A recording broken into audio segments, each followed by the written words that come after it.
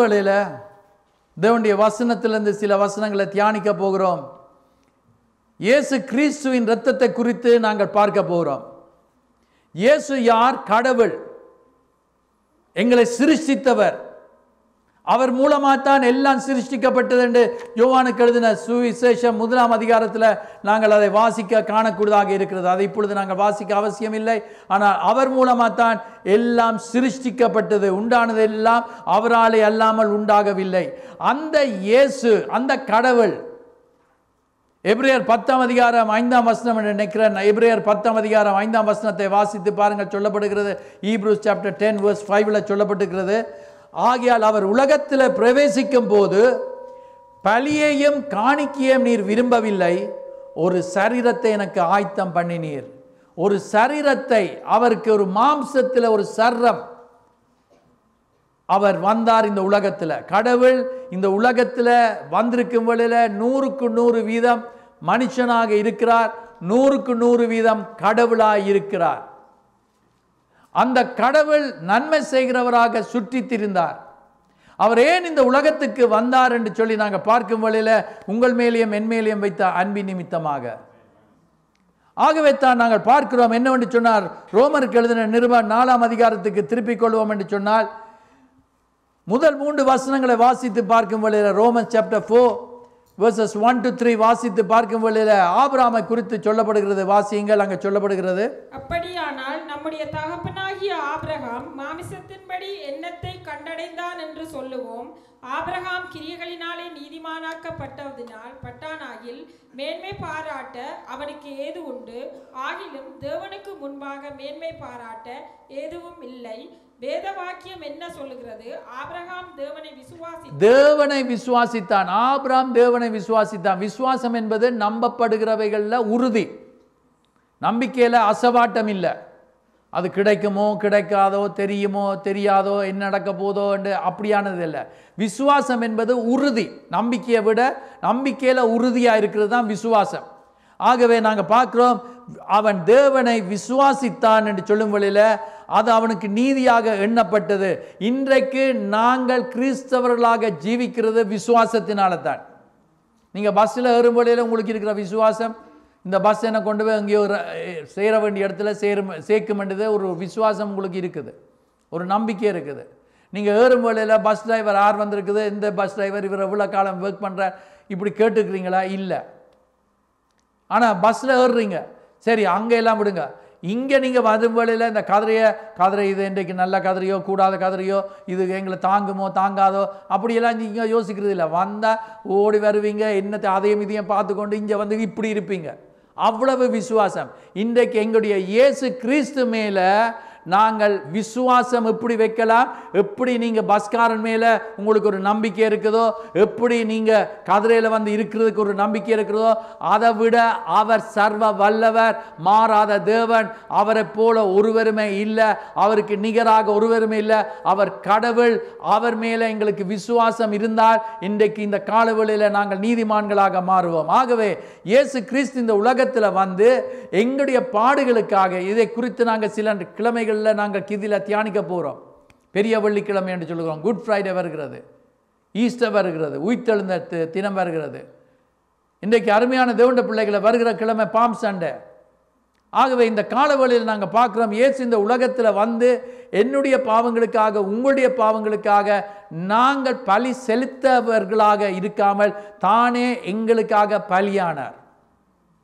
நீங்கள் பார்த்துருக்க கூடும், கேள்விப்பட்டிருக்க கூடும். சில வேளைகளில் கட்டாடி என்று சொல்லுவாங்க, மந்திரவாதி என்று சொல்லி கேள்விப்பட்டிருக்கிறீங்க. யாரும் கேள்விப்பட்டார்கள்.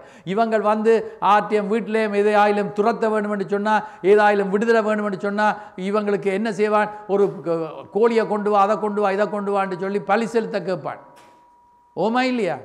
தெரியாத ஆக்கள் மாதிரி இருக்க வேண்டாம். ஆனால் இயேசு கிறிஸ்து அவர் எங்களுக்காக பலியானார். எங்களை விடுதலை ஆக்குறதுக்காக அவர் பலியானார். அவர் எங்களிடத்தை எதாகிலும் கேட்கவில்லை. அவர் தன்னையே எங்களுக்காக தன்னுடைய ஜீவனை கொடுத்தார். ஏனென்றால் அவ்வளவு எங்கள் மேலே அன்பு வைத்தார். அந்த தேவன் எங்களுக்காக பாருங்க, வேத புஸ்தகத்தில் சொல்லப்பட்டிருக்கிறது, எங்களுடைய மாம்சத்தில் இருக்கிற இரத்தம் இருக்குது, அந்த இரத்தத்தில் தான் உயிர் இருக்குது. இரத்தம் போயிட்டுதுன்னா உயிர் போயிடும். அதனால தான் நாங்கள் பார்க்குறோம் என்னன்னு சொன்னால், இயேசு கிறிஸ்து தன் ஜீவனையை கொடுத்தாருண்டா, இரத்தம் எங்களுக்காக சிந்தினார். அவருடைய இரத்தம் இன்றைக்கும் வல்லமையானது. இன்றைக்கு நாங்கள் அதை தியானிக்கும் வேளையில் இதை நீங்கள் எடுக்கக்கூடியவர்கள் எல்லாரும் உறிஞ்சி எடுக்கக்கூடிய விதத்தில் உறிஞ்சி எடுப்பீங்களா? எத்தனை பேர் நீங்கள் ட்ரிங்க் எதுவும் குடிச்சு போட்டு முடிஞ்ச பிறகு திரும்ப நான் சொல்கிறேன், இன்றைக்கு நீங்கள் என்ன செய்ய போகிறீங்கன்னு சொன்னால், கர்த்தருடைய வார்த்தை அப்படி ஆவலோடு, ஏண்டா இது திருவசனம், அது கலங்கம் இல்லாத ஞானப்பாலாக இருக்குது என்று வசனம் சொல்லுகிறது. ஆகவே இன்றைக்கு நாங்கள் அதை எடுக்க போகிறோம். இதை எடுக்கும் வேளையில் ஆண்டவர் எங்களுக்காக மரித்தது மாத்திரமல்ல, 3ஆவது நாள் உயிரோடு எழுந்தவர்.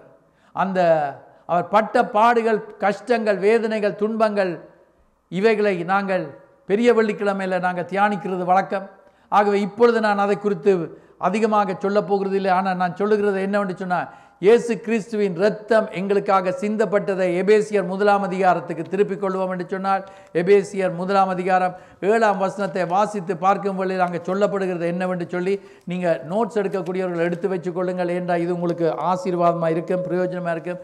என்றால் ஞாபகத்தில் எத்தனை பேர் நீங்கள் ஞாபகத்தில் எல்லாத்தையும் வைத்திருப்பீங்கள் என்பது எனக்கு தெரியாது. நான் சில வேளைகளில் சில காரியங்களை நான் மார்க் பண்ணி ஃபோனில் எடுத்து எழுதி வைப்பேன், அல்லாவிட்டால் நான் ஒரு பேப்பரில் எடுத்து எழுதி வச்சுருப்பேன். ஏன்னா சில வேளையில் மறந்து போயிடுவேன். நீங்கள் எல்லாம் அப்படி மறக்காத ஆட்கள் தான் இருக்கிறீங்க. ஆனால் சில வேளையில் நீங்கள் வீட்டுக்கு போயிட்டு பாஸ்டர் என்னத்தை பற்றி பிரசங்கம் பண்ணார், என்னத்தை பற்றி பிரசங்கம் பண்ணார்டா நீங்கள் என்ன சொல்லுவீங்க? சில வேளை தெரியுமா, உமக்கு ஒப்பானவர் யார்? அதாவது பாட்டு தான் அந்த உமக்கு ஒப்பானவர். இன்றைக்கு பிரசங்கம் அது அல்ல.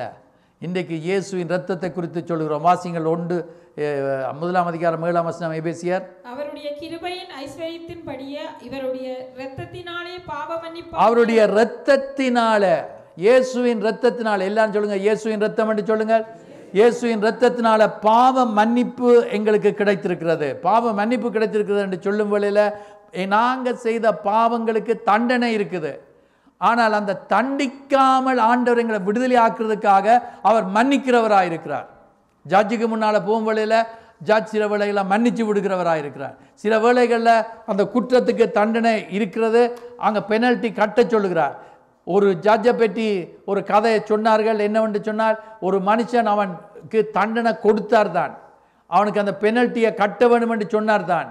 ஆனால் அந்த மனுஷனிடத்தில் பணம் இல்லை என்று சொன்னபடியால் அந்த ஜட்ஜ் தானே பணத்தை எடுத்து கட்டினார் அந்த மனுஷனுக்காக.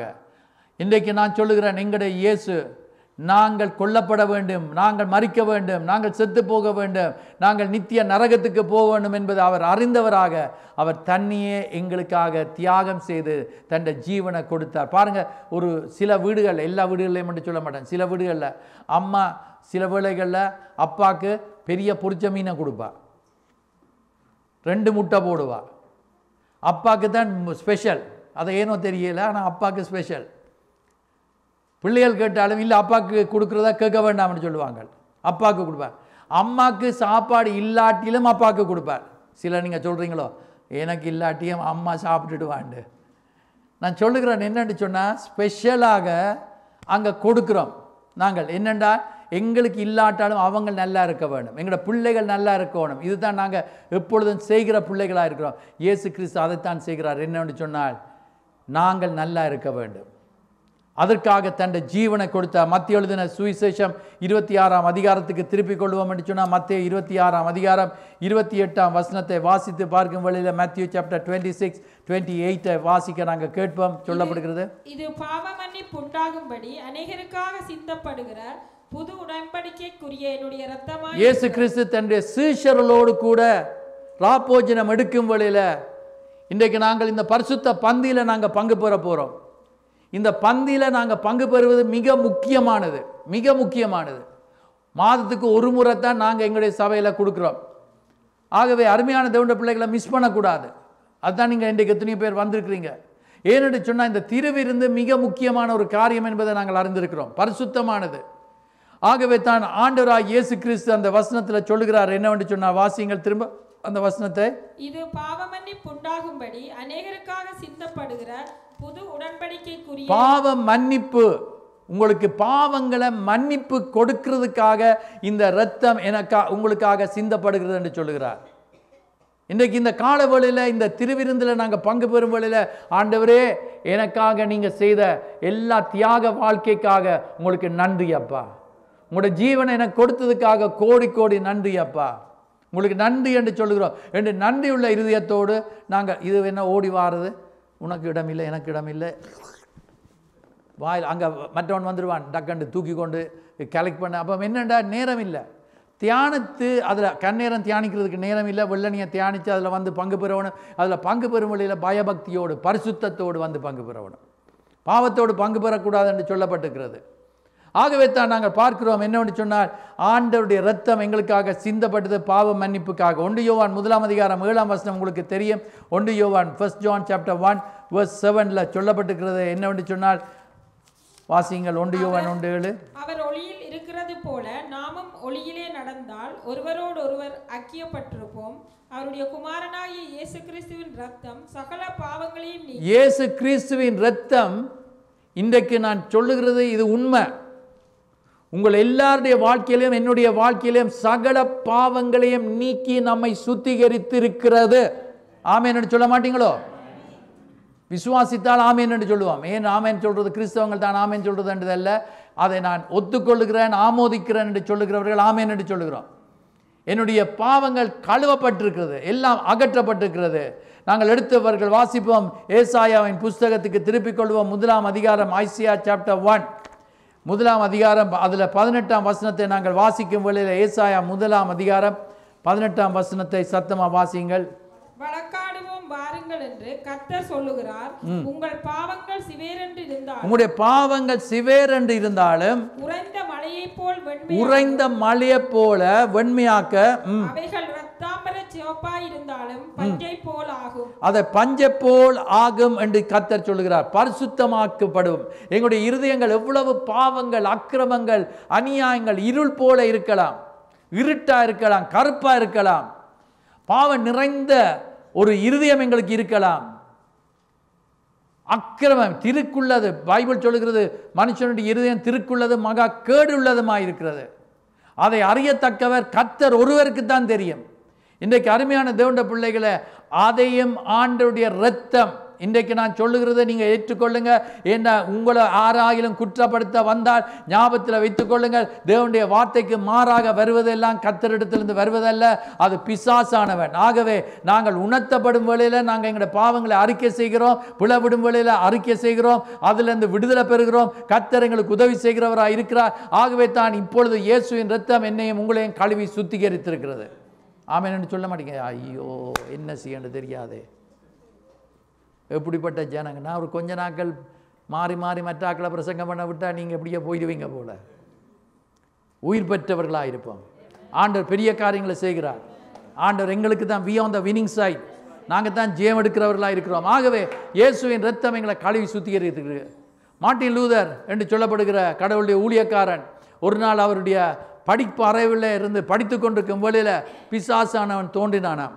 பிசாசானவன் வந்து சொன்னானாம், ஒரு பெரிய பேப்பரை ஒரு ஷீட்டை கொண்டு வந்து காட்டினானாம். என்னன்னு சொன்னா, பார் மார்ட்டின் லூதர் நீ பெரிய ஆள் என்று சொல்லி பெரிய காரியங்களை இப்போ கொண்டு வந்திருக்கிற ஒரு மாற்றத்தை கொண்டு வரணும் என்று சொல்லி கொண்டு வர, ஆனால் உண்ட பாவங்கள் எனக்கு தெரியும், நீ இந்த பாவம் சேர்க்கிறாய் பார், அந்த பாவம் சேர்க்கிறாய் என்று ஒரு ஷீட், பெரிய அந்த லாங் ஷீட் உங்களுக்கு தெரியும் தானே, பெரிய அந்த அதை காட்டி அதுக்கு வேணால் அவர் கோவான் என்று சொல்ல அடுத்த சைடுக்கு எடுத்து திரும்பவும் இன்னும் கணக்கை வாச்சு கொண்டு போனான். இன்னும் எவ்வளோ இருக்குது என்று சொல்லும் வேளையில் இவன் காட்டிக்கொண்டே போகிறான். பிசாசுக்கு தெரியும் எல்லா பாவங்களும். உங்களை பற்றி புலியாக கதைச்சு கொண்டிருக்கிறாங்களே யார் என்றாலும் அது பிசாசு.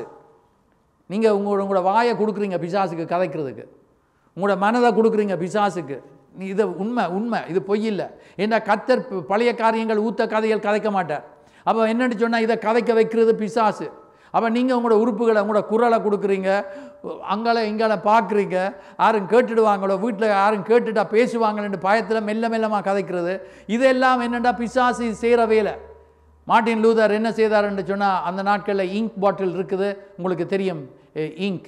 அந்த இங்கை எடுத்து ரெட் கலர் இங்க் இருந்தது, அந்த போத்தில் எடுத்து ஒரே அடிச்சாராம். அந்த பேப்பரில் அடித்து சொன்னாரா, இயேசுவின் இரத்தம் சகல பாவங்களை நீக்கி என்னை கழுவி சுத்திகரித்து விட்டது என்று. அல்லேலூயா.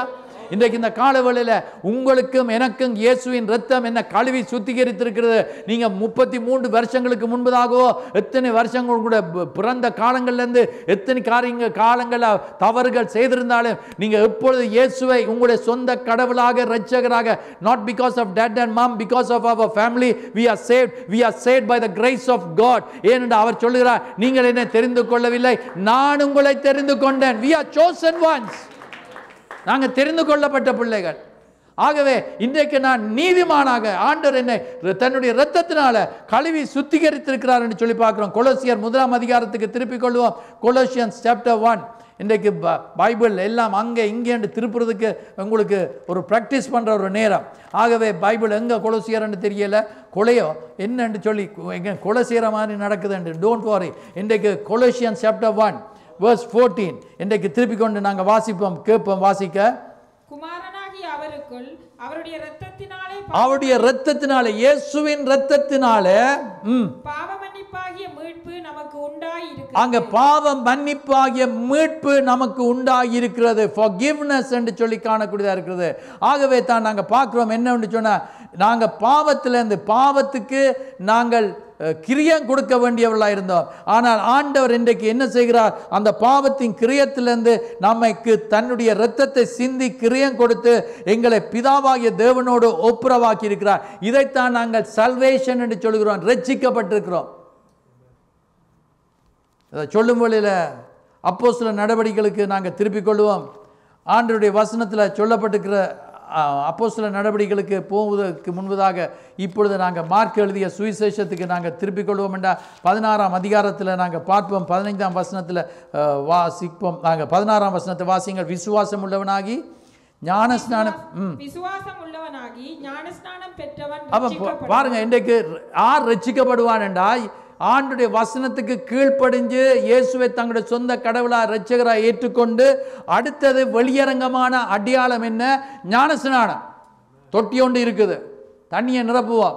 என்னடா, பழைய மனுஷன் அடக்கம் பண்ணப்பட்டோம், பழைய சோலமன் மரித்து விட்டான், இனி ஜீவிக்கிறது புது சோலமன், இயேசு கிறிஸ்துவுக்காக அவன் ஜீவிக்கிறான். ஆகவே அவன் ரட்சிக்கப்பட்டிருக்கிறான், அவனுடைய பாவங்கள் மன்னிக்கப்பட்டிருக்கிறது, அவன் சுத்திகரிக்கப்பட்டிருக்கிறான், அவன் கர்த்தருடைய பிள்ளையாக இருக்கிறான். அவ்வளவுதான்.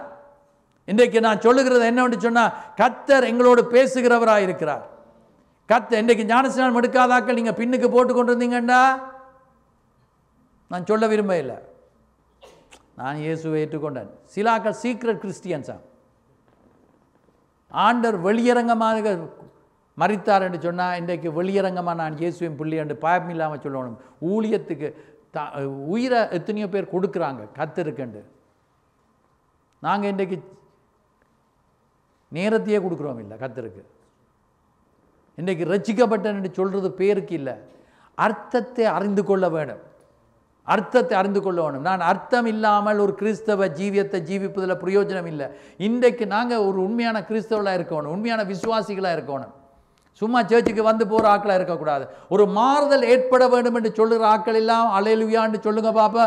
இன்றைக்கு என்னுடைய வாழ்க்கையில் ஒரு மாறுதல் ஏற்படணும். இவ்வளோ காலம் I am sick and tired of all this Christian life. ஏனென்று சொன்னால், சேர்ச்சுக்கு போகிறேன், வாரன், திரும்ப அதே படித்தான், அதே பிள்ளைகளை விடுறான், அதே தவறுகளை செய்கிறான், ஒன்றுமே இல்லை, மற்றவனை பற்றி தேவையில்லாத கதையில் கதைச்சு கொண்டு இருக்கிறான். பிறகு திரும்ப ஞாயிற்றுக்கிழமை போயிட்டு திரும்ப நான் நல்லா இருக்கிறேன், திரும்பவும் வாரன். ஒரு அங்கே சேர்ச்சில் இருக்க எத்தனை பேர் நீங்கள் சொல்லுவீங்க, சேர்ச்சில் இருக்க சேர்ச்சிலேயே இருக்கணும் போல தான் நல்லா இருக்குதுன்னு சொல்கிறாக்கள். நான் சொல்ல முதலே நீங்கள் கை வைத்துடுறீங்க. அதான் கர்த்தருடைய பிரச்சனை உங்களோட இருக்குது. கர்த்தர் சொல்லிடுறான், நான் உன்னை விட்டு விலக மாட்டேன், கைவிட மாட்டேன். நீங்கள் எங்கே போனாலும் சேர்ச்சை விட்டு வெளியில் நீங்கள் போய்கொண்டு கேட்க கர்த்தர் இருக்கிறார் என்று விசுவாசியுங்கள். கர்த்தர் உங்களோடு வந்து கொண்டிருக்கிறார். ஆகவே தான் அவர் சொல்லுகிறார், ஞானஸ்நானம் எடுத்தவன் ரட்சிக்கப்படுவான். அப்போ நீங்கள் எதுவும் தடுக்கக்கூடாது, எங்களோட ரட்சிப்புக்கு எதுவும் தடையாக இருக்கக்கூடாது. எத்தனை பேருக்கு விருப்பம், நான் நரகம் போகணும், நான் நரகம் போகணும், நரகம் போகணும். மற்றவங்க எல்லாம் நரகம் போக சொன்னாலும் நீங்கள் என்ன செய்வீங்க, இல்லை நான் பரலோகம் போகணும், நான் பரலோகம் போகணும். சில ஆட்கள் எல்லாத்துக்கும் ஆமா போட்டு கொண்டிருப்பாங்க. விருப்பம் இல்லாத உடுப்பை கொடுத்தாலும் தேங்க்யூ, இதை போடு, ஓகே. எத்தனை பேர் எனக்கு கேட்க விருப்பம் இல்லை, விருப்பம் இல்லாமல் சேர்ச்சிக்கு வந்த ஆக்கள் யாரும் இருந்தீங்கண்டா, கர்த்தர் உங்களுக்கு உதவி செய்வாராக, கர்த்தர் கிருபையாக இருப்பாராக. இன்றைக்கு அருமையான தேவனுடைய பிள்ளைகளை இந்த இடத்துல நாங்கள் பார்க்குறோம். என்னவென்று சொன்னால், ரட்சிப்பு, ஞானஸ்நானம், இயேசுவை ஏற்றுக்கொண்டு ஞானஸ்நானம், இது இயேசு தாமே தன்னுடைய வார்த்தைகளில் சொல்லியிருக்கிறார். மார்க் 16:16. இது வேறு ஒருத்தரும் சொல்லவில்லை, நான் சொல்லவில்லை, இது கர்த்தர் சொல்லுகிறார். ஆகவே தான் அருமையான தேவனுடைய பிள்ளைகளை நாங்கள் ரட்சிக்கப்பட்டிருக்கிறோம். ரெண்டாவது, இயேசுவின் இரத்தத்தின் மூலமாக எங்களுக்கு கிடைக்கிறது என்னென்ன? ரெக்கன்சிலியேஷன் வித் காட், கடவுளோடு எங்களுக்கு ஒப்புரவாகுதல். சில வேளையில் நாங்கள் சில ஆக்களோடு எங்களுக்கு கோவம் என்ன கதைக்க மாட்டோம், ஆனால் கர்த்தர் எங்களோடு பேசுவார் ஒப்புரவாகண்டு. அப்போ ஒப்புரவாகணும், கர்த்தருடைய பிள்ளைகளோடு ஒப்புரவாகணும். இன்றைக்கு அருமையான தேவனுடைய பிள்ளைகளை, ஒரு போதர் எனக்கு சொல்லிக் கொண்டிருந்தார்கள். எனக்கு தெரிந்த ஒரு போதர், அவர் போதர் ஆகுவதற்கு முன்பதாகவே வாலிப நாட்களிலேயே எனக்கு அவரை தெரியும். அந்த ஊழியக்காரன் அவருடைய பெரிய போதரோடு கோவிச்சிட்டு போயிட்டார். ஆனால் இவரும் போதர் தான். பெரிய போதரோட கோவிச்சிட்டு போயிட்டு சேர்ச்சை நடத்தி கொண்டு தான் இருந்தார். கிள சபைகள் எல்லாம் உருவாக்கினார், பெரிய சபைகள் எல்லாம் உருவாக்கினார். ஆனால் அவருடைய சரத்தில் வியாதி வந்து விட்டது. வந்திருக்கும் வழியில், மிகவும் வருத்தத்தோடு இருக்கும் வழியில், ஆஸ்பத்திரியில் இருக்கும் வழியில் அவருடைய உள்ளத்தில் வந்தது என்னென்னா, பெரிய போதரோட நீ ஒப்புரவாகன்னு சொல்லி பெரிய போதரை இவர் ஆஸ்பத்திரியில் இருந்து போக முடியாத நிலைமையில் இருந்தாலும் நான் பெரிய போதரை பார்க்க போகிறேன்னு சொல்லி போய் பெரிய போதரை பார்த்து அவரிடத்துல மன்னிப்பு கேட்டு அதற்கு பின்பதாக வந்து சில குறுகிய காலத்தில் கர்த்தருடைய ராஜ்யம் போய்விட்டார். அவர் அன்றைக்கு அந்த மன்னிப்பு கேட்காம இருந்திருந்தால் எங்கே போயிருப்பார் அவருக்கு தெரியும்.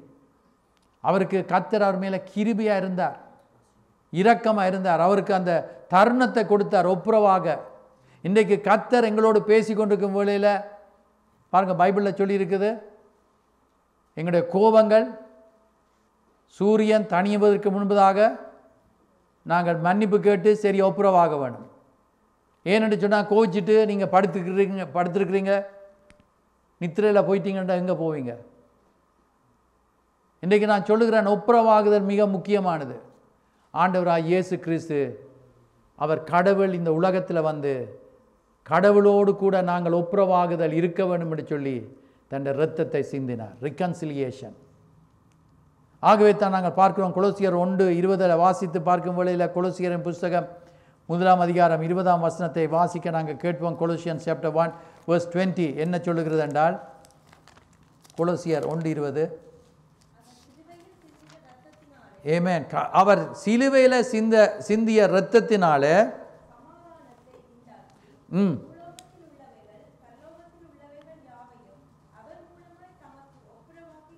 அங்கே பாருங்கள், பரலோகத்தில் இருக்கிறவைகளும் பூலோகத்தில் இருக்கிறவைகளும் ஒப்புரவாக்க வேண்டும் என்று சொல்லி தமக்கு மூலமாக அவர் அதை ஒப்புரவாக்கினார். கடவுளோடு எங்களுக்கு ஒப்புரவாக்குதல் இயேசுவின் இரத்தத்தின் மூலமாக வந்திருக்குது. இப்போ நீங்கள் பாய்ந்து போய் கர்த்தரோட பேச அவசியம் இல்லை. என்னுடைய தாயார் ஜெபம் பண்ணும் வேளையில் 2 முறை நான் கேட்டேன், ஆண்டவரே உம்முடைய முகத்தை நான் பார்க்கணும், உண்மை தரிசிக்கணும். அவ்வளவு she was in love with Jesus. அவ்வளோத்துக்கு அவள் சொன்னதை நான் கேட்டுக்கிறேன். நான் ஜோதிச்சேன், ஒரு நாளும் அவருக்கு போய் ஒன்றும் சொல்லலை. ஆனால் நான் ஜோதிச்சேன், எவ்வளவு கர்த்தர்லாம் வாஞ்சியாக இருக்கிறார். இன்றைக்கு அருமையான தேவனுடைய பிள்ளைகளை நான் சொல்லுகிறேன் என்னென்னு சொன்னால், எங்களுக்குள்ள அந்த வாஞ்சை இருக்குதா? அந்த வாஞ்சை இருந்தால் ஒரு சர்வீஸையும் மிஸ் பண்ண மாட்டேன். ஏன்னா கர்த்தருடைய சமூகத்துக்குள்ளே போகணும். நான் எப்படி என்னால் போகணும். வருத்தம் வந்ததுன்னா ஒன்றும் மேலாது, கஷ்டம்தான். ஆனால் எப்படியாயிலும் கர்த்தருடைய வீட்டுக்குள்ளே நான் போயிடுவோம். ஏனென்றா கர்த்தர் என்னை பலப்படுத்துகிறவராக இருக்கிறார். அந்த இடத்துல ஆண்டவர் என்ன செய்வார் என்பது எங்களுக்கு தெரியாது. 18 வருஷ காலமாக ஒரு இஸ்திரியானவள் அங்கே ஆலயத்தில் இருந்தவள், கூனியாக இருந்தவள், அண்டைக்கு பார்த்து ஆண்டவர் அற்புதத்தை நடப்பித்தார் என்று சொன்னார். எப்பொழுது ஆண்டவர் அற்புதம் செய்வார் என்பது தெரியாது. இன்றைக்கு அந்த நாளாக இருக்கலாம் என்று சொல்லி நாங்கள் போகும் வழியில் ஆண்டவர் மிரக்கலை செய்வார். அது பைபிள் ஸ்டடியாக இருக்கலாம், கரெக்டாக சண்டே சர்வீஸில் தான் நடக்க வேண்டியது அல்ல, ஃபாஸ்டிங் அண்ட் ப்ரேயரில் இருக்கலாம். கர்த்தர் அசைவாடுகிறவராக இருக்கிறார். கடந்த வெள்ளிக்கிழமை தேவனுடைய பிரசனம் அந்த இடத்தை மூடி இருந்தது. அப்படியே பிரசனம் வல்லமையாக இருந்தது. ஆரம்பத்திலிருந்து கடைசி மட்டும் தேவ பிரசனம் இருந்தது. தேவன் பெரிய காரியங்களை நம் மத்தியில் செய்கிறார். So if you love the presence of God, அப்போ தான் அது இல்லாமல் சும்மா பல்லவும் போகணுமென்றதில்லை. அவருடைய பிரசனத்தை வாஞ்சிக்கும் வேளையில் அவருடைய பிரசனம் என்ன செய்யும் என்று சொல்லி கடந்த வெள்ளிக்கிழமை நாங்கள் பார்த்தோம். இன்றைக்கு நான் சொல்லுகிறேன் என்னவென்று சொன்னால், கடவுளுடைய பிரசனத்தை வாஞ்சிக்கிறவர்கள் அவர் ஒரு நாள் அவரோடு கொண்டு போய் எங்களை வைத்திருக்கொள்ளுவார். ஆகவே ஒப்புரவாக்குதல் இது மிக முக்கியமானது. எந்த ஒரு காரியத்தை விட எத்தனை பேர் கர்த்தர் சொல்லுகிறத கீழ்ப்படிய வேண்டும் என்று விரும்புகிறீங்களோ, ஆண்டவர் சொல்லுகிறார் ஓய்வு நாளை பரிசுத்தமான நாளாக பரிசுத்தமாக நாங்கள் நியமிக்க வேண்டும். எங்களோட சொந்த விருப்பங்களை செய்யக்கூடாதாம். இதை கத்தி கத்தி என்ற தொண்டையம் அடைச்சி போகுது, கிழிஞ்சு போகுது. ஆனால் நான் சொல்லி கொண்டிருக்கிறேன், நோவா சொல்லும் வேளையில் கேட்காம ஆக்கள் இருந்தாங்கள். என்ன நடந்தது? அவர்கள் எல்லாம் அழிந்து போனார்கள். ஆனால் நோவாவும் அவருடைய குடும்பம் பாதுகாக்கப்பட்டது. இன்றைக்கு அவருடைய சத்தத்தை கேட்கும் வேளையில் செவி கொடுப்போம் என்று சொன்னால், கீழ்ப்படிவோம் என்று சொன்னால் ஆசீர்வாதம் வரும் என்பதை பார்க்கிறோம். ரோமருக்கு எழுதின நிருபம் 5ஆம் அதிகாரம் 10ஆம் வசனத்தை வாசித்து பார்க்கும் வேளையில் ரோமன் சாப்டர் 5 verse 10 அங்கே சொல்லப்படுகிறது. வாசியுங்கள். ரோமர் 5:10 பாருங்கள். நாம் தேவனுக்கு சத்துருக்களாக இருக்கையில் நினைக்க நாங்கள் அவருக்கு விரோதமாக காரியங்களை செய்து கொண்டிருக்கிறோம். அவருக்கு பிரியமில்லாத காரியங்களில் ஈடுபட்டு கொண்டிருக்கிறோம். அவருக்கு பிரியமில்லாத காரியங்களில் நாங்கள் ஈடுபட்டு கொண்டிருக்கும் வேளையில், நாங்கள் சத்துருக்களாக இருக்கும் வேளையில் பாருங்கள், இயேசு கிறிஸ்துவின் மரணத்தினாலே அவரோடு கூட ஒப்புரவாக்கப்பட்டோமானால், அப்போ யோசிச்சு பாருங்க, இன்றைக்கு நாங்கள் ஜீவன், அவர் எங்களுக்கு ஜீவனை தந்திருக்கிறார். இயேசு எனக்கு ஜீவன் தந்தார். இந்த சுவாசம் சாதாரண ஜீவனை பற்றி கதைக்கையில் இப்போ நான் கதைக்கிறேன் என்னென்னு சொன்னால், நித்திய வாழ்வை எனக்கு தந்திருக்கிறார். எல்லாரும் நாங்கள் பரலோகம் போகிறோம் என்று யோசிச்சு கொண்டு கர்த்தருடைய வார்த்தையின்படி நடக்காமல் இருந்தால் பரலோகம் போக மாட்டோம். எங்களுக்கு எப்பொழுது எந்த நேரத்தில் என்ன நடக்கும் என்பது எங்களுக்கு தெரியாது. அவருடைய வருகைக்கு ஆயத்தமாக இருக்கிறோம். நேற்றும் எங்களுடைய போர்ட் மீட்டிங்கில் ஒரு நபர் எங்களுக்கு சொல்லி தந்தார்கள். 10 கன்னிகைகளை குறித்து வேதாமத்தில் சொல்லப்பட்டிருக்கிறது 25ஆம் அதிகாரம் மத்தேயுவில். எல்லாரும் மணவாளன் வாரதுக்கு ஆயத்தமாக இருந்தார்கள். எல்லாரும் பார்த்து கொண்டு தான் இருந்தாங்க.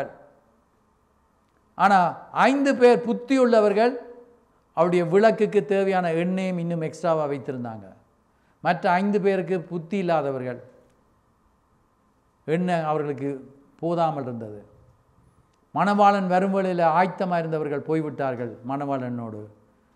புத்தி இல்லாதவர்கள் பிந்தி வந்து கதவை தட்டும் வேளையில் கதவு திறக்கப்படவில்லை. உங்களை அறியேன் என்று சொன்னார். இன்றைக்கு என்னத்தை கர்த்தர் எங்களோடு பேசுகிறாருண்டா, இப்பொழுதே நாங்கள் ஆயத்தம் பண்ணுகிற நாள்.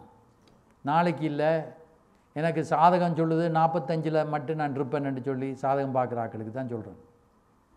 அல்லாட்ட நீங்கள் ரட்சிக்கப்பட முதல் பார்த்துருந்தீங்களேண்டா, சாதகத்தின்படி ஒன்றை நான் தாண்டிடுவேன், அதுக்கு பிறகு 75 நான் போவேன். ஸோ அதை தாண்டும் வரைக்கும் அந்த தாண்டாமலே போயிடுவேன். இப்போ எல்லாருக்கும் விளங்குதா? எப்போ இந்த செகண்ட் வேற நீங்கள் பாஸ்டர் இப்படி பயப்படுத்த இல்லை, உண்மையாக பேசுகிறேன். நாங்கள் எந்த செகண்டும் எங்களுக்கு என்ன நடந்தாலும் அவரிடத்துல போகிறதுக்கு ரெடியாக இருக்க வேணும். அவரை சந்திக்க ஆயத்தமாக இருக்க. அதுதான் அவர் தன் ரத்தத்தை எங்களுக்காக சிந்தினார். அவருடைய ரத்தம் எவ்வளோ விலையேற பெற்றது, பரிசுத்தமான ரத்தது. அந்த ரத்தத்தில் உயிர் இருக்குது. அந்த உயிரை எங்களுக்காக கொடுத்தார். அதன் மூலமாக நாங்கள் ரட்சிக்கப்பட்டிருக்கிறோம்.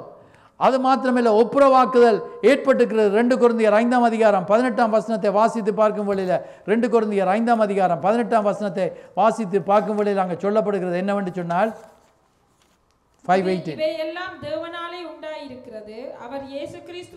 அவர் இயேசுவை கொண்டு நம்மை தம்மோடே ஒப்புரவாக்கி கடவுளோடு கூட நாங்கள் ஒப்புரவாக்குதலின் ஊழியத்தை எங்களுக்கு ஒப்புக்கொடுத்தார். அப்ப எங்களுக்கு தந்திருக்கிற ஒரு ஊழியம் என்னன்னு சொன்னா, பிரதர்ஸ் சிஸ்டர்ஸ் எல்லாரும் கேளுங்க, சகோதர சகோதரிகளே, எங்களுக்கு நீங்க கடவுளோட ஒப்புரவாக வேணும் என்று மற்றவர்களுக்கு சொல்ல வேணும். இயேசுவை ஏற்றுக்கொள்ளாதவனுக்கு சொல்லணும், இயேசுவோடு நீ ஒப்புரவாகு. ஏனென்றால் எத்தனையோ பேருக்கு தெரியும். நான் ஒரு வயது போன ஐயாவை ஒரு இடத்துல அவருடைய மனைவி ஆஸ்பத்திரியில் இருக்கும் வேளையில் நான் அவர்களை சந்திக்கிறதுக்காக போனேன். அவருடைய மகள் எங்களுடைய ஆலயத்துக்கு அந்த நாட்களில் வருவார்கள்.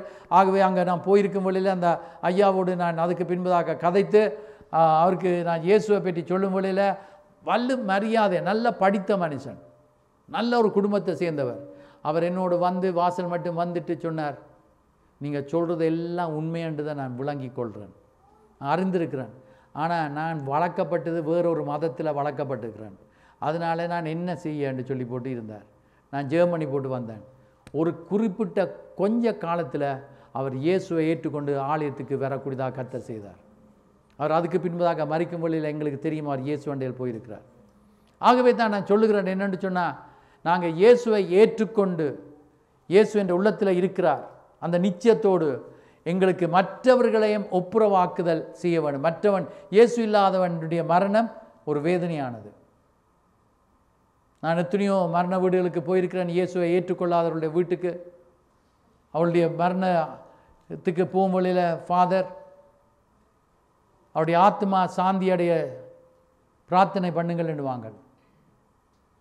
அவருடைய ஆத்மா ஏற்கனவே போயிட்டுது. இனி நான் ஜெபம் பண்ணி என்ன நடக்க போகுது? உயிரோடு இருக்கிற நாங்கள் தான் திருந்த வேணும். ஸோ நான் தேவனுடைய வார்த்தையை அங்கே கொடுத்து விட்டு வருவேன். துக்கத்தோடு இருக்கிறவர்களுக்காக ஜெபம் பண்ணுவேன். இன்றைக்கு நான் சொல்லுகிறேன் என்னவென்று சொன்னால், கர்த்தர் எங்களோடு பேசி கொண்டிருக்கிறார்.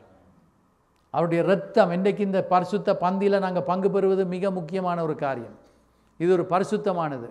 இன்றைக்கு இந்த பந்தியில் நாங்கள் பங்கு பெறும் வழியில் ஒப்புரவாக்குதலின் ஊழியத்தை எங்களுக்கு தந்திருக்கிறார். ஆகவே உங்களோட வீட்டிலேயோ உங்களுக்கு தெரிந்தவர்கள் இயேசுவை ஏற்றுக்கொள்ளாமல் இருந்தால் அவர்களை இயேசுவோட ஒப்புரவாக்க வேண்டும். ரிகன்சிலியேஷன், அந்த ஊழியத்தை நாங்கள் செய்ய வேணும். அதை நாங்கள் செய்ய கர்த்தர் எடுத்து உபயோகிப்பாராக, கர்த்தர் பாய்ப்பாராக. எத்தனை பேர் நாங்கள் செய்யக்கூடியவர்களாக இருந்தும் செய்யாமல் இருக்கிறோம். என்னுடைய தாயாரை பற்றி நான் அடிக்கடி சொல்கிறதுக்கு காரணம் என்னென்றால், இந்த நாட்களில் அவள் குறித்து தான் கூட எனக்கு இப்பவும் எந்த நேரமும் அவள் பற்றி தான் யோசிப்பேன். என்றால் ஒன்றா தான் நாங்கள் ஒரே வீட்டில் தான் இருந்தோம் நாங்கள். ஸோ என்னென்னு சொன்னால், அவள் மறக்க இயலாது. அவருடைய இருதயத்தின் வாஞ்சி என்னென்னு சொன்னால், எல்லாருக்கும் இயேசுவை பற்றி சொல்லணும், எல்லாருக்கும் இயேசுவை பற்றி சொல்லணும். சான்ஸ் கிடைக்குதோ இல்லையோ இப்படி நான் கதைச்சி ஏதோ ஒன்றை சொல்லிடுவாள். எனக்கு சொன்ன ஒரு காரியம் கடைசியாக சில காலங்களை, ஒரு குறிப்பிட்ட காலத்துக்கு முதல், இந்த எங்களோட வீட்டுக்கு பக்கத்தில் இருக்கிறவங்களுக்கு எல்லாம் ட்ரக்ஸ் கொடுக்கணும், டிஸ்ட்ரிபியூட் பண்ணணும். நான் இப்போ சொல்லியிருக்கிறேன், எங்களோட சர்ச்சில் வந்து டிஸ்ட்ரிபியூட் பண்ணுங்கள் என்று சொல்லி ப்ரே பண்ணி கொண்டிருக்கிறேன். அந்த டிஸ்ட்ரிபியூஷனுக்காக ஆத்மாக்கள் ரட்சிப்புக்குள்ள வரணும். அதுதான் எங்களுடைய இருதயத்தையும் பாரமாக இருக்கணும்.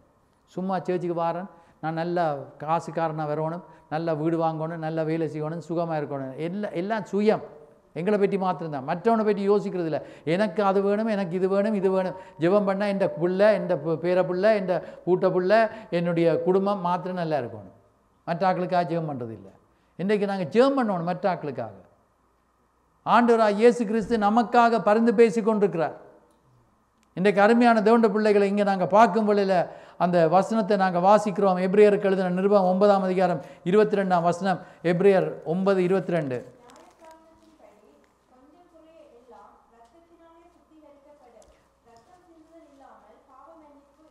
பாவ மன்னிப்பு ரத்தம் சிந்துதல் இல்லாமல் இல்லை. சும்மா ரத்தம் சிந்துறது இல்லை. அந்த நாட்களில் மிருகங்களை கொண்டார்கள், ரத்தம் சிந்தப்பட்டது. அவன் பாவம் செய்தவன் பெரிய பாவம்டா பெரிய ஒரு மிருகத்தை கொண்டு வருவான். அப்போ எல்லாருக்கும் விளங்கும், இவர் பெரிய பாவம் ஒன்று செய்திருக்கிறார்.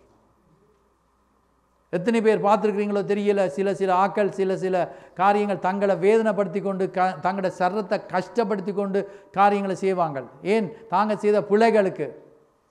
தாங்க செய்யக்கூடாது, இப்படி செய்யக்கூடாதுன்னு சொல்லி செய்வாங்க. அதுக்கு பின்பதாக திரும்ப போய் குடிப்பாங்க. திரும்ப அந்த நோ போகிறதுக்காக குடிச்சிட்டு திரும்ப வேதனைப்பட்டுவார்கள். திரும்ப பாவம் செய்து கொண்டிருக்கிறோம். ஆனால் இயேசு கிறிஸ்து நமக்காக ஒரே தரம் பலியானார். அவருடைய இரத்தம் எங்களுக்காக சிந்தப்பட்டது. ஒப்புரவாக்குதலின் ஊழியத்தை அவர் செய்திருக்கிறார். ஆகவே நாங்கள் ஒப்புரவாகி இருக்கிறோம். அவருடைய இரத்தத்தின் மூலமாக ஒப்புரவாக்கல் ஏற்பட்டிருக்கிறது. ஆகவே தான் நாங்கள் பார்க்குறோம் என்னென்னு சொன்னால், கடவுளோடு எப்படி ஆதாம் ஏவாள் முதல் பாவம் செய்ய முதல் கடவுளோடு ஐக்கியம் வைத்து கொண்டிருந்தார்கள். It was wonderful time, they had fellowship, beautiful fellowship. அதை இழந்தது பாவத்தின் நிமித்தமாக. அந்த இழந்து போனதை திரும்ப கொடுப்பதற்காக வந்திருக்கிறார். எத்தனை பேர் கடவுளோடு ஐக்கியம் வச்சிருக்கிறீங்கள் என்பது எனக்கு தெரியாது. அவரோட எவ்வளோ நேரம் பேசுவீங்கன்னு தெரியும். மற்ற ஆக்களோட மணித்தியால கணக்காக பேசுவோம். எல்லாரோடையும் பேசுறதுக்கு ஆயத்தம். வேலைக்கு போகாதவன், வேலை இல்லாதவன் எல்லாரையும் அலட்டி கொண்டிருப்பான். எல்லாருக்கும் கால் பண்ணுவான், எல்லாருக்கும் மெசேஜ் அனுப்புவான். ஏன்னா அவனுக்கு வேலை இல்லை தானே. இவன்ட மெசேஜை பார்க்குறதுக்கு நேரம் இல்லாத ஆக்கள் இருக்கிறாங்க. என்ன வெரி வெரி பிஸி. நான் சொல்கிறது உங்களுக்கு விளங்குதா? ஆனால் கர்த்தரோட டைம் ஸ்பெண்ட் பண்ணுறதுக்கு டூ பிஸின்னு சொல்ல வேண்டாம். அதைத்தான் நான் சொல்கிறேன். கர்த்தரோட டைம் ஸ்பெண்ட் பண்ணுறீங்களா? அவரோடு அவர் கேட்குறார், ஒரு மணித்தியாலமாக நீ வேலை செய்தியண்டா, ஜெபம் பண்ணியண்டா, சோதனைக்கு உட்படாமல் இருக்கலாம். கடவுளுடைய ஊழியக்காரர் ஒரு மணித்தியாலத்துக்கு மேலே ஜெபம் பண்ணணும். எல்லாரும் ஜெபம் பண்ண, அது அப்படியே இது ஜெபம் பண்ணிவிட்டு எவ்வளோ நேரம் இப்போ 1.5 மணித்தியாலம் ஆச்சு ஒன்று பார்த்தா 7 நிமிஷம் தான் போயிருக்கு. சிலருக்கு கர்த்தரோடு ஐக்கியம் வைக்க நேரம் இல்லை. இன்றைக்கு நான் சொல்லுகிறேன், கர்த்தரோடு அந்த ஐக்கியத்தை ஏற்படுத்துறதுக்காக தான் அவர் இரத்தம் எங்களுக்கு சிந்தினார். 2 காரியங்கள் இன்றைக்கு படித்த நாங்கள், என்னட்ட 7 பாயிண்ட்ஸ் இருக்கு. ஆனால் இந்த 2ஓட நிப்பாட்ட போகிறேன். அப்பாடா, என்னது இந்த 2? Very good, thank you sister. ஒவ்வொரு கிழமையும் வந்தால் இவ்வளோ சந்தோஷமாக இருக்கு. ஒப்புரவாகுதலும் பாவ மன்னிப்பு, ரட்சிப்பு, ஒப்புரவாகுதல். இந்த 2 காரியங்களையும் எழுதி வச்சு கொண்டு தியானிங்கள். இந்த எழுதி தந்த இந்த வசனங்களை எழுதி இருக்காட்டா நீங்கள் கேட்டால் திரும்ப தருவாங்க எழுதினவங்க. என்னன்னு சொன்னால் இதை வீட்டில் போய் தியானிங்கள். இயேசுவின் ரத்தம் வல்லமையானது, வெரி பவர்ஃபுல். தேர் இஸ் பாப்பா இன் த பிளட் ஆஃப் த லேம். நான் சொல்லுகிற ஒரு காரியம் என்னன்னு சொன்னால், through the blood you have victory. இயேசுவின் ரத்தத்தின் மூலமாக உங்களுக்கு ஜெயம் இருக்குது. Satan cannot come close to you. வரப்போகிற நாட்களில் நான் உங்களோடு கூட இவைகளை தியானிக்க வேண்டிய நேரத்தில் வரும் வழியில், கர்த்தர் சொல்லும் வழியில், இந்த உள்ளத்தில் வரும் வழியில் நான் உங்களோடு தியானிப்பேன். நான் இன்றைக்கு உங்களுக்கு சொல்கிறேன், பிசாசு இரத்தத்தை தாண்டி வர முடியாது, கடந்து வர முடியாது. ஒரு நாள் என்னுடைய தாப்பனார் இல்லாத நேரத்தில் ஒருவன் வந்தான் வீட்டுக்கு, எங்களோட வீட்டுக்கு. அவனுக்கு ஜெபம் பண்ணும் வேளையில் என்னுடைய தாயார், நான் சின்ன பொடியன், ஒரு அளவான வயது சின்ன பொடியன், என் அம்மாவும் பெரிய ஊழியக்காரி. அவள் ஆண்டவர் வல்லமையாக பாவிச்சார். தீர்க்க தரிசனம், கிஃப்ட் ஆஃப் ப்ராஃபஸி, இதெல்லாம் கர்த்தர் பாவிச்சார். அம்மாவை தெரிந்த ஒரு சகோதரி அம்மாவுடைய அடக்க ஆராதனையில் வந்த நேரத்தில், போதரம்மா எவ்வளவு வல்லமையாக பாய்க்கப்பட்டவங்க இன் கிஃப்ட் ஆஃப் ப்ராஃபஸி என்று சொன்னாங்க. நான் சொன்னவும் எனக்கு தெரியும் என்று. அப்போ அம்மா என்ன செய்தான்னு சொன்னால், இந்த மனுஷனுக்கு ஜெபம் பண்ணிக்க அவன் பிசாசு ஆட தொடங்கிட்டுது. இப்போ நில்லு நில்லு, நீ ஆடாத, என் கணவன் வர மட்டும் நில்லுன்னு சொல்கிறதுக்கு நோ டைம். என் அம்மா அடுத்தாள் களத்தில் இறங்குனா விழுத்தாமல் வாரதில்லை, வெற்றியை கண்டுபிட்டு தான் வாருது. வீராங்கனைகளாக இருக்கணும், வீரர்களாகவும் இருக்கணும். இறங்கணும்டா ப்ளீஸ் ப்ளீஸ் என்று ஒருவர் பிசாசு தூரத்தை போயிட்டு ப்ளீஸ் பிசாசே போண்டார். பைபிள் ஸ்கூலுக்கு போயிட்டு வந்தாள். நான் சொல்கிறேன் என்னென்னு சொன்னால், என் அம்மா பிசாசை துரத்த வேளையில் என்ன செய்தாண்டா, நான் சொல்கிறேன் இரத்தத்துக்கு வல்லமை இருக்குது. இயேசுவின் ரத்தம் நாங்கள் பேசக்க சொல்லைக்க அதில் வல்லமை இருக்குது. அம்மா என்ன செய்தாண்டா, அந்த மனுஷனை சுற்றிலும் இயேசுட ரத்தத்தை தெளிக்கிறேன்னு சொன்னேன். அவனை சுற்றிலும் தெளிக்கிறேன்னு விசுவாசத்தில் தெளித்தா. விசுவாசத்தை பற்றி பார்த்துதான் ஆபிரகாம் விசுவாசத்தில் தெளித்தா. தெளித்து போட்டு போன்னு சொன்னான். அவன்கிட்ட எதால போவாண்டு என்ன எல்லாம் அடைச்சிருக்குது. இப்போ உங்களுக்கு தெரியுதா, இயேசுட ரத்தம் உங்களோட வீட்டை சுற்றிலும் தெளித்து வைத்திருந்தா பாதுகாப்பு இருக்குது. அங்கே வருது, இங்கே வருது, அதுக்குள்ளால வருது, பிசாசு வருது. எந்த பிசாசு வந்தாலும் இயேசுவின் நாமத்தில் உத்தச்சு தள்ளிவிடலாம். பிசாசு வர முடியாது. ஏன்டா எங்களை சுற்றிலும் எப்பவும் என்னென்னு சொன்னால், நாங்கள் ஜெர்மனி கொண்டிருக்கிறோம். ஒரு கூட்டம் இருக்குது உங்களுக்காக ஜெர்மனி கொண்டிருக்க. நாங்கள் எங்களுக்காகவும் மற்றவர்களுக்காக ஜெபம் பண்ணுறோம். எங்களை சுற்றி அதுக்காக ரிலாக்ஸ்டாக இருக்க வேண்டாம். நீங்களும் ஜெபம் பண்ணுங்க. எங்களை சுற்றிலும் அக்கினிமயமான வேலி அடைக்க சொல்லி நாங்கள் ஜெபம் பண்ணுவோம். கர்த்தர் எப்பவும் பாதுகாக்கிறவராக இருக்கிறார். Don't miss the sermon. நான் இந்த பிளட்டை பற்றி எப்பவும் அடுத்தது பிரசங்கம் செய்வேன் என்று தெரியாது. ஆனால் எப்பமென்று தெரியாது. ஆனால் இந்த இந்த இந்த ரத்தத்தில் வல்லமை இருக்குது, வெரி பவர்ஃபுல். என்னுடைய தாயார் நெடுகளும் சொல்லுவாங்க, என்னென்னு சொன்னால் இந்த ரத்தத்தை பற்றி பாட்டுகள் எல்லாம் பாடுறதை நிப்பாட்டுறாங்க. இன்றைக்கு என்ன வர்ஷிப் சாங்ஸ் என்று சொல்லி போட்டு அந்த பிளட் ஆஃப் ஜீசஸை பற்றி சொல்கிறது இல்லையான்ட்டு சொல்லி. இன்றைக்கு அருமையான தேவனுடைய பிள்ளைகளை, இயேசுவின் ரத்தத்தை குறித்து நீங்கள் பாட்டுகள் பாடுங்க. இயேசுவின் ரத்தம் என்று சொல்லுங்க. அது இயேசுவை ஏற்றுக்கொள்ளாதவன் இயேசுவின் ரத்தம் என்று சொன்னால் பீறி போடும், அவன் பிசாசு பீறி போடுவான். பைபிளில் சொல்லியிருக்குது. இயேசுவை ஏற்றுக்கொண்டு அவருடைய வார்த்தையின்படி நடந்தால் விசுவாசத்தினா வரமாட்டான். ஸோ இன்றைக்கு இந்த காலவெளியில் அருமையான தேவனுடைய பிள்ளைகளை, நாங்கள் இந்த 2 வசனங்களையும் தியானிப்போம். இந்த 2 குறிப்புகளையும் தியானிப்போம். இந்த கிழமை மாத்திரம் இல்லை, நெடுகளையும் தியானிக்க தியானிக்க அவர் என்ன ரட்சித்திருக்கிறாரு, என்ன மீட்டெடுத்திருக்கிறாரு, தன் ஜீவனை கொடுத்தாரு. நான் இப்போ ஆற்ற பிள்ளை, அவற்ற பிள்ளையாக இருக்கிறேன். அவற்ற பிள்ளை அவருக்கு அறியாமல் ஒன்றும் நடக்காது. அவர் எல்லாத்தையும் அறிந்தவராக இருக்கிறார். அவருடைய கண்கள் எங்கள் மேலே நோக்கமாக இருக்குது, நீதிமான்கள் மேலே நோக்கமாக இருக்குது. அவருடைய பிள்ளைகளுடைய ஜெபங்களுக்கு அவருடைய செவிகள் திறந்திருக்குது. ஸோ நீங்கள் இப்போ ஞாபகத்தில் வைங்க, இயேசு என்னை பார்த்து கொண்டு இருக்கிறார். இயேசு என்ற ஜெபங்களை கேட்கிறவராக இருக்கிறார். என்ற ஜெபங்களை கேட்கிறவராக மாத்திரமே மறு உத்தரவு கொடுக்கிறவராக இருக்கிறார். ஆகவே வீர நடை நடந்துருவோம், தைரியமாக போவோம். வீர நடனம் என்னத்தான் நடந்தாலும் எதுதான் நடந்தாலும் இன்றைக்கு அழைத்தவர் உண்மை உள்ளவர், அழைத்திருக்கிறார். உங்களை கர்த்தர் அழைத்திருக்கிறார், பேர் சொல்லி அழைத்திருக்கிறார். நீங்கள் என்னுடையவன், நீங்கள் என்னுடையவன். ஆண்டவர் சொல்லுகிறார், உங்களை ஆண்டவர் ஆசீர்வதிக்கிறவராக இருக்கிறார். இது நான் சும்மா சொல்லவில்லை, இது உண்மையாகவே இந்த வார்த்தைகளை எடுத்துக்கொள்ளும் வழியில், ஒவ்வொரு வார்த்தைகளை எடுக்கும் வழியில் ஆண்டவர் உண்ட முன்னிலைமையை பார்க்கிறோம், உண்ட பின்னிலைமையை ஆண்டவர் ரெட்டிப்பான முறையில் ஆசீர்வதிக்க ஆயத்தமாக இருக்கிறார். சோர்ந்து போக வேண்டாம், ஜெபம் பண்ணுறதுல சோர்ந்து போக வேண்டாம். God is such a good God. கர்த்தர் நல்லவராக இருக்கிறார். God is on the move. கர்த்தர் அசைவாடி கொண்டிருக்கிறார். கர்த்தர் பெரிய காரியங்களை செய்வார், வல்லமையான காரியங்களை செய்வார். ஆகவே எல்லாரும் எழுந்து நின்று நாங்கள் கண்களை மூடி ஜெபம் பண்ண போகிறோம். ஹல்லேலூயா, ஹல்லேலூயா. ஆரம்பத்திலேயே நான் உங்களுக்கு சில விஷயங்களை ஆவியானவருடைய வழிநடத்தலும்படி பேசிக்கொண்டே இருந்தேன். God has touched you. God has touched you. உங்களை பலப்படுத்தி இருக்கிறார். Anyone who has been feeling weak, பலவீனமாக இருந்தவர்கள், you are becoming strong. God is strengthening you. And when that weakness comes, only you can understand. உங்களுக்கு மாத்திரம்தான் விளங்கு, மற்றவங்களுக்கு விளங்காது. அந்த பலவீனம் இருக்கும் வழியில், வருத்தங்கள் வரும் வழியில் உங்களுக்கு தான் தெரியும், மற்றவங்களுக்கு விளங்காது. ஆனால் கர்த்தர் இந்த காலவெளியில் எல்லாத்தையும் அறிந்தவராக இருக்கிறார். அவர் தாமே எல்லாத்தையும் சுமந்து கொண்டார், எங்களுடைய காரியங்கள் எல்லாத்தையும். God is going to do something new. மரித்து கொண்டிருந்ததை உயிர்ப்பிக்கிற தேவன். யோசிச்சு பாருங்க, செத்து கொண்டிருக்கிற பிளான்ட் உயிர் பெற்றுதுன்னு கண்டோன்னே இந்த பிளான்ட்ஸ் வச்சிருக்கிற ஆக்களுக்கு தெரியும், ஒரு சந்தோஷம் வரும். மற்ற ஆக்களுக்கு இல்லை, தெரியாதா? What about a plant? அது எல்லாம் இலியல் எல்லாம் விழுந்து போகுது, எல்லாம் செத்து கொண்டு இருக்குது. ஆனால் திடீரென்று புது துளிர் ஒன்று கொஞ்சம் தான் வந்தது. ஒரு சின்ன துளிரை கண்டோன்னே ஒரு சந்தோஷம் வருது அல்ல? அந்த தேவன் தான் இப்பொழுது உங்களோட வாழ்க்கையில் காரியங்களை செய்ய துளிர்க்க பண்ணுகிற தேவன்.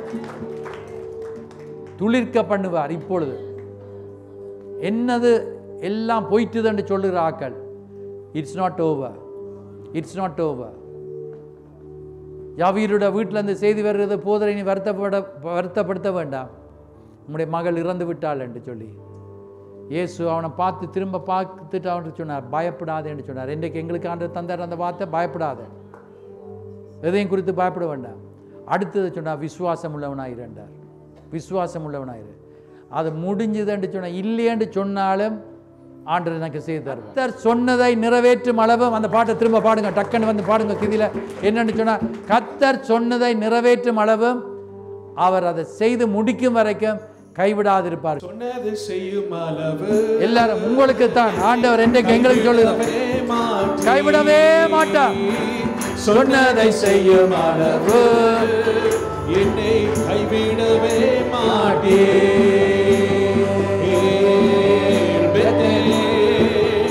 இது வானத்தின், நீங்க நிக்கிற இடம் ஆண்டவர் பதில் கொடுக்கிற இடம், உங்களுடைய பிரச்சனைக்கு தீர்வு காணுகிற இடம். இன்றைக்கு இந்த காலவேளையில் நீங்க நிக்கிற இடத்துல கர்த்தர் செய்வார். ஏண்டா இந்த இடம் கர்த்தருக்கென்று பிரதிஷ்டை செய்யப்பட்ட இடம். ஆகவே ஏல் பெத்தேல் என்று சொல்லி அன்றைக்கு நாங்கள் பார்க்குறோம், பெத்தேலில் நடந்தது. அந்த இடத்துல கர்த்தர் எப்படி யாக்கோபோடு பேசினாரோ, அந்த தேவன் எங்களோடு இன்றைக்கு பேசுகிறவராக இருக்கிறார். சோர்ந்து போக வேண்டாம், கரம் பிடித்து நடத்துகிறவர். எல்லாரும் கைவிட்டுடலாம், நீங்கள் தனிமையாக நிற்கலாம், ஒருவரும் இல்லாமல் இருக்கலாம், ஆனால் கர்த்தர் உங்களை கைவிடவே மாட்டார். இன்றைக்கு இயேசுவின் ரத்தத்தை குறித்து நாங்கள் பார்க்கும் வழியில் நீங்கள் வீடுகளில் போய் இயேசுவின் ரத்தத்தை எடுத்து தியானியுங்கள். ஆண்டவர் பெரிய காரியங்களை செய்வார். திரும்ப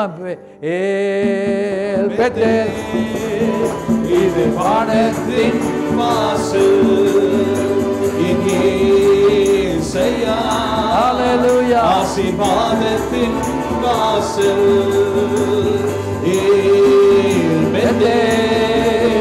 இது வானத்தின் வாசல், செய்யா ஆசீர்வாதத்தின் வாசல். எத்தனை பேர் உண்மையாவே சொல்ல போறீங்க இந்த இடத்துக்கு வந்த பின்பு, இந்த சர்ச்சுக்கு வந்த பிறகு, இந்த சர்ச்சில் அது இன்றைக்கா இருக்கலாம், நேற்றா இருக்கலாம், போன வருஷமா இருக்கலாம், ஆனா இந்த சர்ச்சுக்கு வந்த பிறகு என்னை கர்த்தர் ஆசீர்வதித்திருக்கிறார் சொல்றாக்கள் மாத்திரம் உங்களோட கையை நல்லா உயர்த்துங்க பாப்பா. நல்ல அப்படியே ஒருக்கா சுத்தி பாருங்க, கையை உயர்த்தி ஒருக்கா சுத்தி பாருங்க. ஹல்லேலூயா. ஆகவே தான் கர்த்தருக்கு மகிமை உண்டாவதாக. கர்த்தர் இந்த இடத்துல இருக்கிறார். அற்புதம் நடக்கும். நீங்க பாத்தீங்க மம்மாட அங்க அடக்க ஆராதனையிலேயும் சிஸ்டரை நான் இதை ஊத சொன்னேன். என்னத்துக்கு சொன்னா, அந்த நெடுத்தொனி ஊதப்படும் வேளையில என்னத்தை காண்பிக்கிறது என்றால், உயிரோடு இருக்கிற நாங்களும் அங்க அந்த மரித்தவர்களும் உயிரோடு எழும்புவார்கள், உயிரோடு இருக்கிற நாங்களும் மறுரூபமாக்கப்படுவோம். ஸோ மம்மா மரித்து போக முடியாது, அவள் உயிரோட வருவான்னு சொல்லித்தான். இப்போ இந்த எக்காலம் ஊதும் வேளையில கர்த்தருடைய வல்லமை இறங்கி அதிசயங்களை நடப்பிக்கும் என்பதை காண்பிக்கிறது. ஸோ இன்றைக்கு நாங்கள் வாசிக்கிறோம் என்னன்னு சொன்னால், ஆண்டவர் இது ஆசீர்வாதத்தின் இடம். So you are blessed. எந்த ஒரு சாபத்தையும் தூக்கி கொண்டு இருக்க வேண்டாம். என்ற சாபங்கள் எல்லாவற்றையும் இயேசு சிலுவையில் முறியடித்து விட்டார். சாபத்துக்காக சாபங்களை எல்லாவற்றையும் அகற்றி இருக்கிறார். விடுதலை தந்த தேவனுக்கு நன்றி சொல்லுவோம். எல்லாரும் கரங்களை உயர்த்தி, ஆண்டவரே உமக்கு நன்றி அப்பா, இயேசுவே உமக்கு நன்றி அப்பா, என்னை விடுதலை ஆக்குனதுக்காக ஸ்தோத்திரம் என்று சொல்லுங்க. ஹல்லேலூயா. விடுதலை கொடுக்கிறவர் இயேசு. ஹல்லேலூயா. ஜெபம் பண்ண போறோம். பிதாவாகிய தேவனே, இந்த கால ஆராதனை ஆசீர்வதித்து தந்ததுக்காக உங்களுக்கு நன்றி என்று சொல்லுகிறோம். வந்திருக்கிற ஒவ்வொருவருக்காக ஸ்தோத்திரம். எல்லா கண்கள் மூடி இருக்கும் வழியில, தலைகள் குனிந்திருக்கும் வழியில, இயேசுவை என்னுடைய சொந்த கடவுளாக இரட்சகராக ஏற்றுக்கொள்ள நான் விரும்புகிறேன். நான் இன்றைக்கு என்ற உள்ளத்துக்குள்ள இயேசு வர வேண்டும் என்று சொல்லுகிறவர்களும், இனியும் நான் இயேசுவை ஏற்றுக்கொண்டவன் தான், ஆனால் நான் இவ்வளோ தூரமாக போயிருக்கிறேன் என்பதை கர்த்தர் இந்த காலவெளியில் எனக்கு காண்பிக்கிறவராயிருக்கிறார், உணர்த்துகிறவராயிருக்கிறார். இன்றைக்கு நான் கர்த்தருக்கு நான் திரும்ப என்னை அர்ப்பணித்து அவருடைய வார்த்தையின்படி நடக்க விரும்புகிறேன். ஒரு காலத்தில் பைபிளை நல்லா வாச்சேன், நான் ஜெபம் பண்ணேன், பரிசுத்தமாக வாழ்ந்தேன். ஆனால் இப்பொழுது அந்த நாட்களில் இருந்தது போல அல்ல. திரும்பவும் நான் அது போல் வர வேண்டும் என்று சொல்கிற ஆக்கள் மாத்திரம் மற்ற ஆக்களுக்கு ஆத்திருக்காமல் கிதியில் கையொத்துங்க, உங்களுக்காக நான் ஜெபம் பண்ணுவேன். ஆறாக இருந்தாலும் பிரேஸ் கரங்களை கீழே விடுங்க. Thank you Jesus. எங்களை நேசிக்கிற நல்ல தாப்பனே, இந்த காலவெளியில் ஆண்டுவா உங்களுக்கு முன்பதாக கரங்கள் உயர்த்தினார்கள். எல்லாட்ட கரத்தையும் நான் பார்த்துருக்க மாட்டேன், ஆனால் நீங்கள் பார்த்துருக்குறீங்க சுவாமி. இருதயங்களை ஆராய்ந்து அறிகிற தேவன் நீங்கள் சுவாமி. முதல் தடவையாக உங்களை ஏற்றுக்கொள்கிறவர்கள் யாராலும் இருந்தால் நீங்கள் சொல்லுங்கள், இயேசுவே என் உள்ளத்துக்குள் வாரும், என் பாவத்தை எனக்கு மன்னியும், என்னை உங்களுடைய ரத்தத்தை நான் கழுவி சுத்திகரியும் என்று சொல்லும் வேளையில் உங்களுடைய பாவங்களை ஆண்டவர் மன்னிக்கிறவராக, நீங்கள் ரட்சிக்கப்பட்டவர்கள் என்று சொல்லும் வேளையில் எல்லா விதமான தீய சக்திகளிலிருந்து நரகத்துக்கு போகாதபடி நீங்கள் ரட்சிக்கப்பட்டு காப்பாற்றப்பட்டவர்களாக இருக்கிறீங்க. மற்றவர்களை திரும்பவும் ஒப்பு கொடுக்கும் வேளையில் கர்த்தர் உங்களுக்கு உதவி செய்வார். பிதாவே, மீண்டும் நாங்கள் உங்களோடு ஒப்புரவாகி வாழ வேண்டும் என்று சொல்லி உணர்த்தப்பட்டிருக்கிறோம் சுவாமி. அதை செய்வதற்கு பெலனை தாங்க ஆண்டவரே. பரிசுத்த ஆவியானவர் வரும் வேளையில் அவர் உங்களுக்கு பெலனை கொடுப்பார். பரிசுத்த ஆவியானவர் எங்களோடு இருக்கிறார். எங்களால் முடியாது, ஆனால் கர்த்தரால் எல்லாம் கூடும்.